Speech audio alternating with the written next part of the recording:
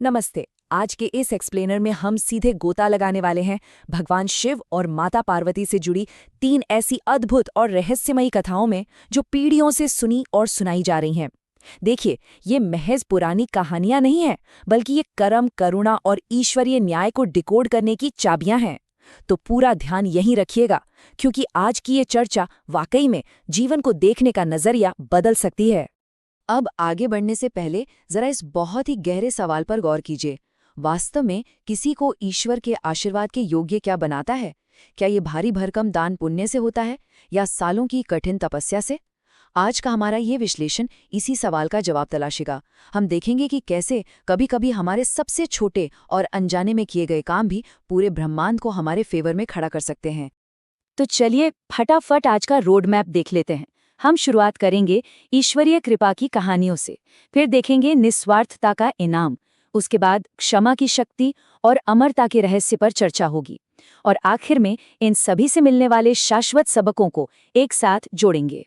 तो शुरू करते हैं पहले हिस्से से, ईश्वरीय कृपा की कहानियाँ। हमारी जो ये प्राचीन मौखिक परंपराएं हैं ना, ये असल में नैतिकता और कर्म कैसे काम करते हैं, इस पर एक मास्टर क्लास है। ये बताती हैं कि जब हमारी नीयत एकदम साफ होती है तो ब्रह्मांड कैसे रिएक्ट करता है। हमारी पहली कहानी है निस्वार्थता का इनाम। इस दिलचस्प कथा में होता ये है कि भगवान शिव और माता पार्वती आम इंसानों का भेष बदलकर धरती पर घूम रहे हैं।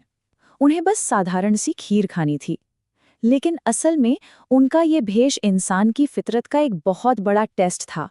यहाँ दो एकदम अलग माइंडसेट का टकराव देखने को मिलता है।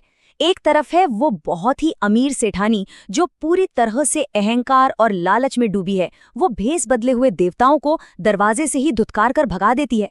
और दूसरी तरफ है एक गरीब बुढ़िया।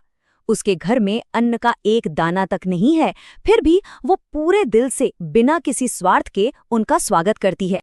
अब देखिए उस गरीब बुढ़िया के साथ क्या चमत्कार होता है। स्टेप बाय स्टेप समझते हैं। पहले वो बहुत सम्मान से उन मेहमानों को अंदर लाती है। फिर जब वो अपनी बिल्कुल खाली रसोई में जाती है तो हैरान रह जाती है। रसोई जादुई तरीके से दूध, चावल और शक्कर से भरी हुई है। वो प्यार से खीर बनाती है।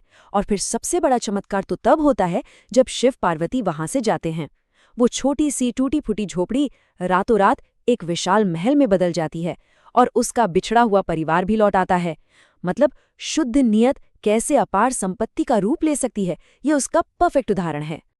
अब जाहिर है जब उस लालची सेठानी को ये पता चला, जिसका अपना महल अब झोपड़ी बन चुका था, तो वो भागी भागी महादेव के पास शिकायत करने पहुंची। तब शिवजी ने जो कहा वो बहुत गहरी बात है। उन्होंने कहा, मैंने तो उठाया ना दिया, उसने हाँ की इसलिए उसकी हाँ हो गई, और तूने ना की तो तेरी ना हो गई। सिंपल सी बात है, हमें जो भी ईश्वरीय इनाम मिलता है वो हमारे ही इरादों और कर्मों की गूंज होता है। हमारी अपनी हाँ या ना ही हमारी किस्मत तय करती है। चलिए अब रुक करते हैं हमारी दूसरी कहानी का, क्षमा की शक्ति। यहाँ टोन थोड़ी बदलती है। ये कहानी जानबूझकर की गई पूजा पाठ के बारे में नहीं है, बल्कि ये अनजाने में हुई भक्ति और पापों से आजादी के कॉन्सेप्ट पर रोशनी डालती है। ये ट्रैजिक कहानी है माधव नाम के एक ब्राह्मण पुत्र की। जवानी में वो बुरी संगत में पड़ जाता है, चोरी, झूठ, सब कुछ। जब वो बड़ा होता है तो उसके इन्हीं कर्मों की वजह से उसका परिवार उसे घर से निकाल देता है। उम्र बढ़ने के साथ वो दर दर भटकने वाला भिखारी बन जाता है, और अपने आखिरी दिनों में अपने बुरे कर्मों के बोझ तले वो कोढ़ जैसी भयानक बीमारी का शिकार होकर नदी किनारे एकदम अकेला रहने लगता है। लेकिन कहानी में ट्विस्ट यहीं से आता है। हर दिन माधव नदी से मटके में पानी लाता था, और रास्ते में एक पेड़ के नीचे रखी शिला पर अनजाने में उसके मटके से थोड़ा सा पानी छलक कर गिर जाता था। उसे बिल्कुल भी अंदाजा नहीं था कि जिस पत्थर पर वो रोज पानी गिरा रहा है वो असल में एक छुपा हुआ शिवलिंग है। जरा सोचिए, एक रूटीन का काम जो उसने बिल्कुल अनजाने में किया, वही उसके मोक्ष का रास्ता बन गया। जैसे ही माधव की मृत्यु होती है तो ब्रह्मांड में एक जबरदस्त ड्रामा शुरू हो जाता है। यमदूत आ जाते हैं और उसके जीवन भर के पापों का हवाला देकर उसे नर्क ले जाने की मांग करते हैं। लेकिन तब ही वहां शिवदूत एंट्री लेते हैं और कहते हैं कि माधव शिवलोक जाएगा। अब यमदूत भी हैरान। शिवदूतों ने समझाया कि माना उसने जिंदगी भर पाप किए, लेकिन अनजाने में ही सही, जो उसने रोज शिवलिंग पर जल चढ़ाया है उसने उसके सारे पाप धो दिए हैं। मतलब ईश्वरीय कृपा इतनी विशाल है कि अनजानी भक्ति भी बेड़ा पार लगा सकती है। अब हम आते हैं आज के एक्सप्लेनर की आखिरी और सबसे रहस्यमयी कथा पर, अमरता का रहस्य। ये कहानी हमें बताती है कि पवित्र अमरनाथ गुफा का असली इतिहास क्या है। इस कथा का बैकग्राउंड कुछ ऐसा है कि धरती पर पड़ा है भयंकर सूखा। इंसान और जानवर पानी की एक एक बूंद के लिए तरस रहे हैं। ये देखकर माता पार्वती का दिल करुणा से भर जाता है। खासकर एक किसान को चिलचिलाती धूप में हल जोतते देख उनसे रहा नहीं जाता। इसलिए वो बड़ी ही चतुराई से भगवान शिव को उनका शंख बजाने पर मजबूर कर देती हैं, और शंख बजते ही जोरदार बारिश शुरू हो जाती है। ये किस्सा दिखाता है कि माता पार्वती के मन में हर जीव के लिए कितनी गहरी करुणा है। इसी बीच क्या होता है कि देवर्षि नारद कैलाश पहुंच जाते हैं और वो जानबूझकर माता पार्वती के दिमाग में अमर कथा को लेकर एक कीड़ा डाल देते हैं। अमर कथा कोई आम कहानी नहीं है। ये एक ऐसी गुप्त और दिव्य कथा है जो सिर्फ भगवान शिव जानते हैं, और जो भी इसे सुन ले वो हमेशा के लिए अमर हो जाता है। अब जाहिर सी बात है, माता पार्वती ने भी इसे सुनने की ठान ली। अब क्योंकि कथा सुनाने के लिए एकदम सन्नाटा और पूर्ण एकांत चाहिए था, तो भगवान शिव की अमरनाथ गुफा तक की यात्रा देखिए कितनी दिलचस्प है। उन्होंने एक एक करके सब कुछ पीछे छोड़ दिया। पहलगाम में अपने प्रिय नंदी को, चंदनवाड़ी में सिर के चंद्रमा को, शेषनाग में गले के सांपों को, महागुणास पर गणेश जी को, और आखिरकार पिस्सू घाटी में जीवन के 5 तत्वों को भी छोड़ दिया। परम रहस्य के लिए दुनिया के हर मोह और तत्व से कटना जरूरी था। कथा शुरू करने से पहले शिवजी ने कुछ बहुत ही सख्त नियम रख दिए। पहला, लोकेशन एकदम सीक्रेट होनी चाहिए।